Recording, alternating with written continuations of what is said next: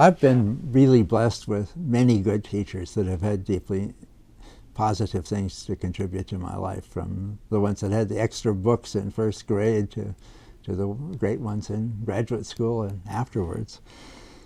Two that I would like to talk about a little would be my undergraduate advisor and mentor, Mulford Q. Sibley, a professor of political philosophy at the University of Minnesota. He was a radical, but he was a wonderful teacher. He worked with each individual student in his huge classes and created a model for meeting every student that I tried to follow in all of my classes.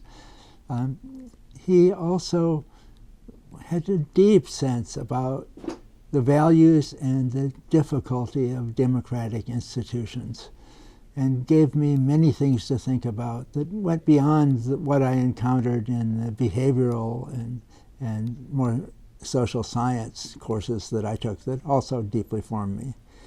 He was a thoughtful and good teacher and deeply passionate Democrat who cared deeply about equality and how it worked through institutions and through ideas. The other teacher that deeply influenced me in graduate school was John Hope Franklin, perhaps the preeminent black historian of the 20th century.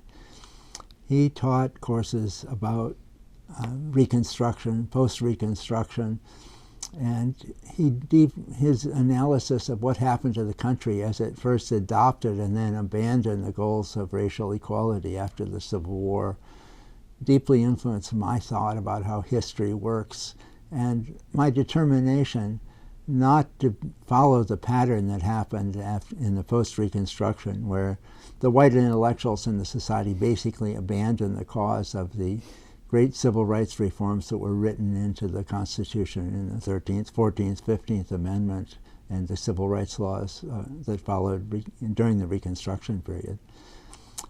So that's something that lived with me and has always been part of what I've been thinking about as we created efforts to avoid that process in the intellectual work of our times.